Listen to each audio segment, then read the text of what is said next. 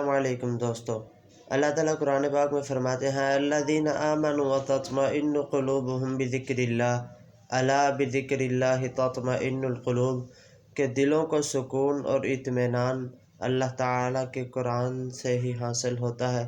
تو پتہ یہ چلا کہ دلوں کا سکون اللہ تعالیٰ کے قرآن میں ہے، نہ کہ دولت میں، نہ ہی بنگلے میں، نہ ہی گاڑیوں میں، مال و دولت میں نہیں، اللہ تعالیٰ کے قرآن میں۔ اللہ تعالیٰ کا قرآن اللہ کا ذکر ہے۔ نبی علیہ السلام نے فرمایا کہ زندہ اور مردے کی مثال ذکر کرنے والے اور نہ کرنے والے کی طرح۔ جو بندہ ذکر کرتا ہے اس کا دل زندہ رہتا ہے اور وہ انسان زندہ ہوتا ہے، اور جو بندہ ذکر نہیں کرتا اس کا دل مردہ ہو جاتا ہے۔ امام ابن تیمیہ رحمہ اللہ فرماتے ہیں جب دل مردہ ہو جائے تو پھر وہ نقصان دہ چیزوں کو پسند کرتا ہے، نفع مند چیزوں کو پسند نہیں کرتا۔